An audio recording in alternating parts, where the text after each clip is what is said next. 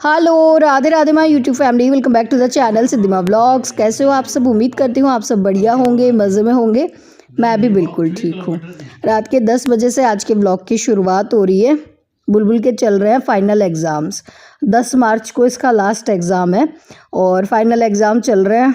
तो ऐसा लग रहा है कि है ना, एग्ज़ाम तो बुलबुल के हैं, पर जैसे आजकल वो रील्स में और मतलब दिखाते हैं ना शॉर्ट्स में कि बच्चों के जब एग्ज़ाम्स होते हैं आजकल, तो ऐसा लगता है पेरेंट्स के भी एग्ज़ाम है। और वो बात है भी सही, क्योंकि सिलेबस इतना ज़्यादा हार्ड हो गया है बच्चों के लिए कि थोड़ा सा टाइम जो है बच्चों को देना ही पड़ता है। तो वही है कि दिज्जी लेकर बैठे हैं बुलबुल को, और जब दिज्जी आ गए थे तो उसके बाद मैं आ गई हूँ छत पे वॉक करने में। आज थोड़ा सा मैं लेट हो गई हूँ छत पर आने में। वैसे मैं आ जाती हूँ करीबन 8 साढ़े 8 बजे, पर अभी वही है ना, बुलबुल के जैसे एग्ज़ाम्स चल रहे हैं, और तो इस वजह से मेरा भी थोड़ा सा टाइमिंग है ना इधर उधर हो रखा है, तो मुझे थोड़ा सा लेट हो जाती है कभी वॉक करने जाने में। पर चाहे कितनी भी लेट क्यों ना हो जाए, वो रात में 2 घंटे मैं अपने वॉक के लिए ज़रूर निकालती हूँ। और उस वजह से आज मुझे सुबह थोड़ा उठने में लेट हो गई है। आज मेरे दिन की शुरुआत हुई है 5:20 पे, वरना नॉर्मली मैं 5 बजे उठ जाती हूँ। और दिन की शुरुआत हो गई है, थोड़ा सा लेट ज़रूर हो गई हूँ। सुबह मुझसे वॉक वगैरह कुछ नहीं होता, ना ही मुझसे एक्सरसाइज होती है, क्योंकि सुबह सुबह तो उठते ही ये रहता है बस घर की साफ़ सफाई जल्दी से करो, स्पेशली जब घर की हालत कुछ ऐसी हो।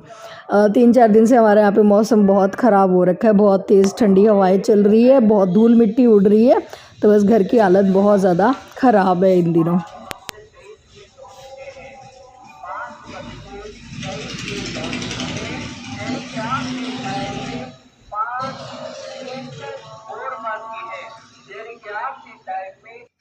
और हाँ, ये मस्जिद से सहरी के लिए जो आवाज़ आ रही थी ना, उससे मुझे याद आया कि रमज़ान का पाक महीना चल रहा है, और मेरे काफ़ी सारे सब्सक्राइबर्स हैं जो ये रमज़ान जो रोज़े रख रहे हैं, तो उनको मेरी तरफ़ से रमज़ान की बहुत बहुत मुबारकबाद।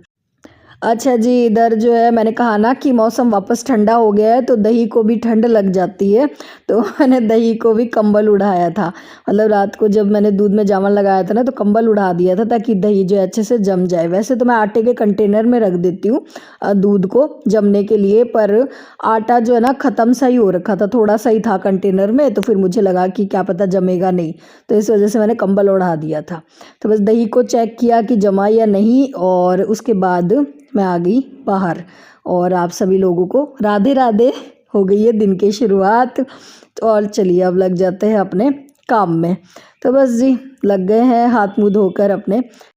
अच्छा जी, अब घर के काम करते करते आपके एक ज़रूरी सवाल का जवाब भी मुझे देना है, जो बहुत दिन से व्हाट्सएप पे मुझसे पूछा जा रहा है। मेरे पास ढेर सारे व्हाट्सएप पे मैसेजेस आते हैं, क्योंकि मेरी बहुत सारी यूट्यूब फैमिली जो है मुझसे व्हाट्सएप पे जुड़ चुकी है, कनेक्ट हो चुकी है, तो वो व्हाट्सएप पे मुझे पर्सनली मैसेज करते हैं कि दीदी आपके ब्लॉग डेली क्यों नहीं आते, हम डेली आपके ब्लॉग का वेट करते हैं। पहले आपने कहा भी था कि मैं डेली व्लॉग लेकर आऊँगी, पर अभी भी जो है आपके हफ्ते में 2-3 व्लॉग ही आते हैं, ऐसा क्यों हो रहा है? तो मैं आज आपको जो है सही सही बात बता देती हूँ। देखो होता क्या है ना, कभी कभी इंसान ना एक ही चीज़ के पीछे भागता भागता एक ही चीज़ को करते करते थक जाता है, बेशक वो उसकी पसंद का काम ही क्यों ना हो, या वो घर के काम हो, बच्चे पालना हो, कोई भी ऐसा काम हो जो रेगुलर रूटीन में कोई कर रहा हो ना, तो और उसको ब्रेक ना मिले ना, तो वो एग्जॉस्ट हो जाता है। कभी कभी आपके साथ भी ऐसा हुआ होगा। तो इन दिनों मेरे साथ भी मतलब थोड़ी सी ऐसी सी सिचुएशन हो रही है। हालांकि व्लॉगिंग करना मुझे बहुत अच्छा लगता है, मुझे व्लॉग बनाना बहुत अच्छा लगता है, पर फिर भी मतलब कभी कभी हो जाता है इंसान के साथ कि यार इस यही यही काम हम कर रहे हैं, है ना। तो इसी वजह से मैंने जो है थोड़ा सा ब्रेक ले लिया है यूट्यूब से, और अभी जो है मैं हफ्ते में 2 या 3 व्लॉग ही लेकर आऊँगी, क्योंकि मुझे ऐसा लगता है कि मुझे थोड़ा टाइम जो है ना अच्छा जी, मुझे व्लॉगिंग करते हुए हो गए करीबन 5 साल। आप लोग तो अभी 2 ढाई 3 साल से मुझे देख रहे होंगे, मतलब जो मेरे इस चैनल के व्यूवर्स हैं। पर इससे पहले भी मेरा एक चैनल था, 2 साल मैंने वहाँ पे बहुत स्ट्रगल किया, मतलब वो मेरा स्ट्रगलिंग फ़ेज़ था। और जब वो इंसान अपने स्ट्रगलिंग फ़ेज़ में होता है ना, तो जब इधर-उधर अपने हाथ-पैर मार रहा होता है, जब उसे कुछ भी पता नहीं होता तो वो बहुत मतलब अच्छे एक्सपीरियंसेस भी होते हैं, उसको बुरी चीज़ें भी आती है सामने, और उन सब चीज़ों से वो बहुत कुछ सीखता है। तो मैंने भी इन इतने सालों में काफ़ी कुछ सीखा है। और जब मैं अपने स्ट्रगलिंग फेस में थी ना, तो मुझे बहुत से लोग कहते थे, जब मैंने अपना नया नया फर्स्ट यूट्यूब चैनल शुरू किया था, तो मुझे बहुत से लोग कहते थे कि तुम्हें क्या ज़रूरत है मतलब ये सब करने की, तुम्हारा तो मतलब अच्छा खासा ससुराल है, पैसे वाले हैं, हस्बैंड भी अच्छा खासा कमाता है, तो तुम्हें क्या ज़रूरत है। पर मैं सही बताऊँ ना, मेरी शुरू से ही है ना, मुझ में मतलब एक हसरत थी कि मैं भी है ना इंडिपेंडेंट बनूँ, मेरी भी जो है ना मैं खुद मतलब थोड़ा बहुत अर्न करूँ। मतलब ये जब इंसान में और इस तरह का मतलब कीड़ा था शुरू से ही मेरे अंदर। और तो फिर ये सब चीज़ें ना, ये सब बातें आपको फैसिनेट नहीं करती है जब आप में कुछ अपने ओन पे कुछ करने का आप में जब जुनून हो ना, तो चाहे लोग कितना कुछ भी कह लें, तो ये सब चीज़ों का आपको फ़र्क नहीं पड़ता है। तो फिर स्टार्टिंग से मैं बोलने में थोड़ा ठीक थी, मतलब बोलना सही आता था, थोड़ा-सा सेंस भी था, तो फिर मैंने अपना जो है ना, मैंने सोचा कि हाँ भई, मैं यूट्यूब चैनल जो है मैं अपना बना सकती हूँ, क्योंकि घर से बाहर निकलने की परमिशन थी नहीं। तो मैंने कहा चलो अपना यूट्यूब चैनल जो है मैं शुरू करती हूँ। हालाँकि स्टार्टिंग में मैंने बहुत मतलब स्ट्रगल किया, क्योंकि कुछ भी मुझे समझ नहीं थी इस फ़ील्ड की।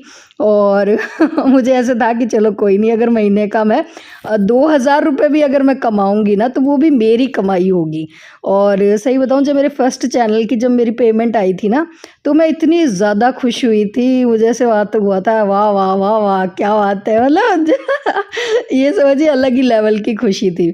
और ये सब बातें मैं आप लोगों को क्यों बता रही हूँ, क्योंकि कल मेरे पास एक मेरी सब्सक्राइबर है, उनका कॉल आया था। चलो पहले यार व्लॉग में क्या चल रहा है वो बता देती हूँ, वरना बातों बातों में व्लॉग ऐसे ही निकल जाएगा, फिर आपको मज़ा नहीं आएगा। तो यहाँ पे बाहर की साफ़ सफाई करने के बाद जी मैं आ गई थी अंदर, और आज मैं बुलबुल को दे रही हूँ एक बहुत ही बढ़िया इडली, प्रोटीन से भरपूर मैं इडली बना रही हूँ। तो ये हेल्दी इडली बनाने के लिए मैंने मूंग दाल को रात को भिगो के छोड़ दिया था।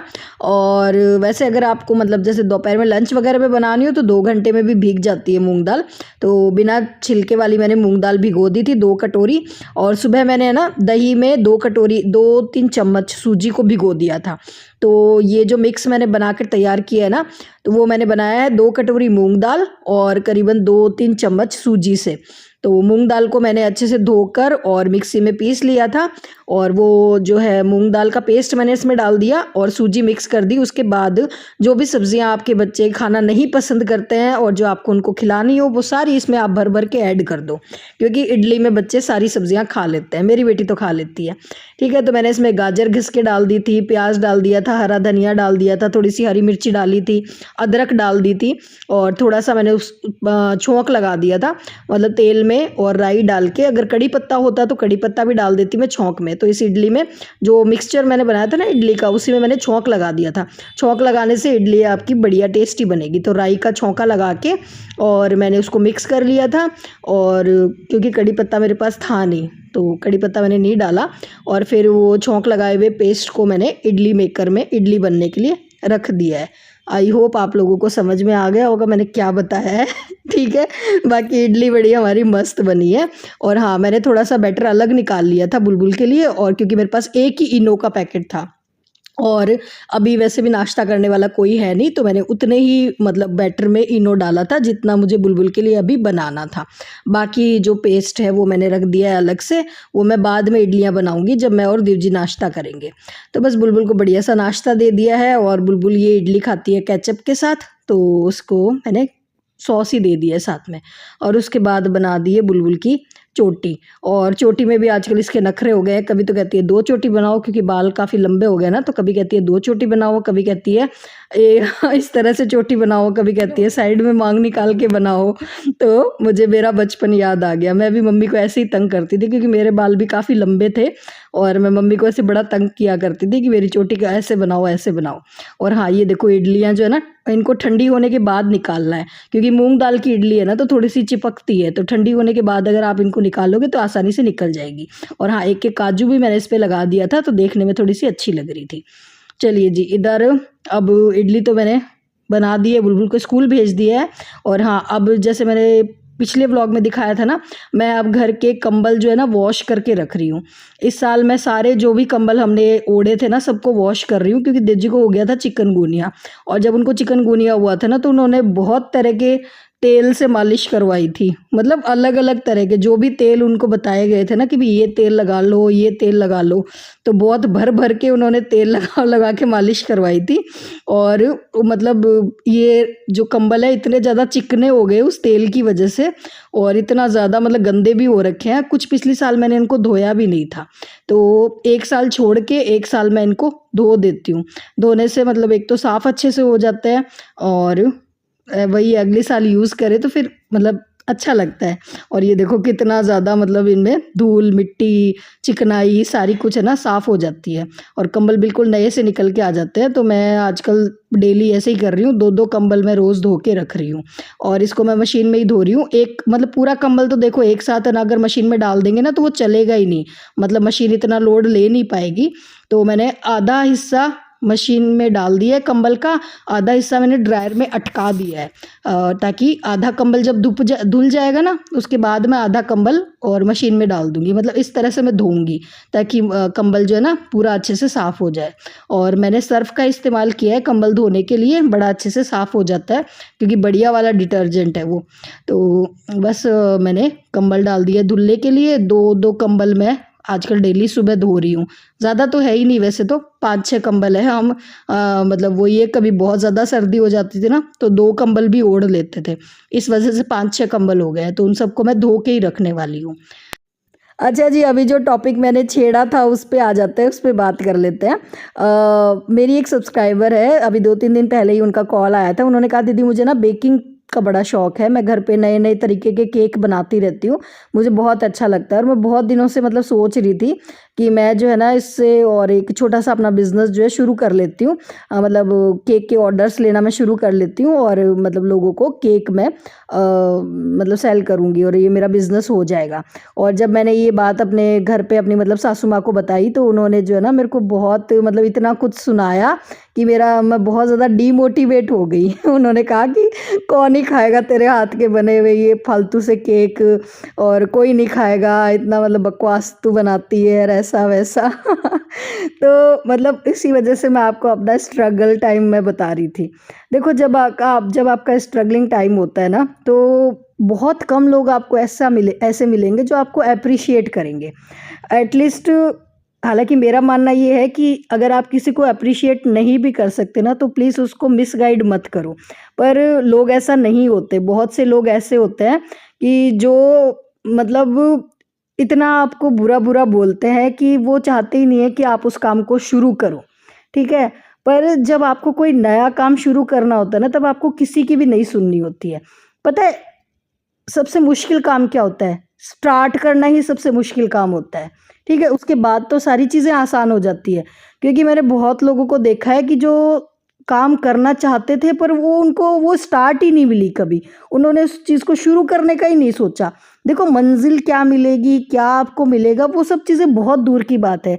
आप स्टार्टिंग तो करो किसी चीज़ की, ठीक है ना? अब जैसे मैं अपना बताऊँ मुझे कल परसों एक कमेंट आया कि तुम्हारा पेट दिख रहा है मतलब कितना मोटा हो गया आजकल। तो हम क्या करते हैं कि हम इन्हीं चीज़ों में उलझे पड़े रहते हैं कि यार मैं मोटी हूँ और मैं काली हूँ और मैं अच्छी नहीं लगती देखने में, मुझे कौन देखेगा, है ना? जैसे मेरे पास बहुत सारे सब्सक्राइबर उनके मैसेज आते हैं कि दीदी हम देखने में अच्छे नहीं लगते, आप तो देखने में अच्छे लगते हो तो आपके व्लॉग्स चल जाते हैं, हमें कौन देखेगा। तो ये सब चीज़ें ना फालतू की बातें होती है। पता है हर इंसान में कुछ ना कुछ बढ़िया, कुछ ना कुछ भगवान ने उसको ना टैलेंट दे के भेजा है। बस हमें ज़रूरत है उस टैलेंट को पहचानने की कि हमारे अंदर वो क्या टैलेंट है। और हर इंसान को पता होता है कि उसमें ना पता है क्या अच्छी चीज़ है। अंदर ही अंदर हर इंसान को पता होता है कि उसके अंदर क्या अच्छा है, क्या उसके अंदर बुरा है। पता है जो नेगेटिव लोग होते हैं उनको भी पता होता है कि वो लोग नेगेटिव है, जो लोग पॉजिटिव होते हैं उनको भी पता है कि वो पॉजिटिव है। अच्छा जी, इधर साथ साथ ब्लॉग में क्या चल रहा है वो भी बता देती हूँ। यहाँ पे नहाकर मैं आ गई हूँ मंदिर में, पूजा करने के लिए। वैसे तो सुबह की पूजा जो है वो देव जी करते हैं, मैं तो बस नहा के भगवान जी के सामने हाथ जोड़ लेती हूँ। और हाँ, आज मैंने ये नया कुर्ती सेट डाला है जो मैंने फ़्लिपकार्ट से लिया था, और इसमें भी है ना मैंने एक साइज़ बड़ा ही लिया है। मतलब आप भी अगर इसे बाय करना चाहते हो ना तो अपनी साइज़ से एक साइज़ बड़ा लेना, क्योंकि ये जो ना कॉटन के सूट है, मतलब रेयन फैब्रिक में है, तो ना कॉटन और रेयन है ना धोने के बाद थोड़ा सा सिकुड़ता है। तो वही मैंने जब पहना था ना तो मैं दिखा रही थी आपको कि मैंने कितना इसको और एक्स्ट्रा लिया है। ठीक है, चलिए जी, इधर अब मैं इडली के साथ खाने के लिए बना रही हूँ एक स्पेशल चटनी भुने हुए टमाटर की। इसको मैं फ़र्स्ट टाइम ही बना रही हूँ। नारियल की चटनी तो मैं बहुत बारी बनाती हूँ। तो यहाँ पे मैंने जो सूखा हुआ नारियल है ना उसको रात को भिगो दिया था, बस वो भिगा हुआ नारियल, हरा धनिया और दही और नमक डाल के पीस लिया है। तो नारियल की चटनी तो इस तरह से बनाती हूँ। और ये भुने हुए टमाटर की चटनी के लिए मैंने कढ़ाई में 1 चम्मच तेल डाला और उसमें 4-5 टमाटर आधे कट करके और थोड़ा सा ले लिया था लहसुन, थोड़ी सी मैंने लाल मिर्ची, इन तीनों चीज़ों को भून लिया था अच्छे से। तो ये साथ में मैंने बनाई है भुने हुए टमाटर की चटनी, और बस इन भुनी हुई चीज़ों को मैंने पीस लिया था। और अब इस चटनी में मैंने डाल दिए थोड़े से बिल्कुल प्याज बारीक चॉप करके, थोड़ा सा हरा धनिया, और आधा जाएगा इसमें नींबू का रस। और ये चटपटी सी चटनी बहुत ही टेस्टी बनी थी। थोड़ा सा नमक डाला था बस, इसके अलावा इसमें कोई भी मसाला मैंने ऐड नहीं करा है, ना ही इसमें कोई छौंक लगाया है। जैसे ये नारियल की चटनी है ना, इसमें तो मैंने कड़ी पत्ता और राई का छौंक भी लगाया है, पर इस टमाटर वाली चटनी में मैंने कोई छौंक नहीं लगाया था।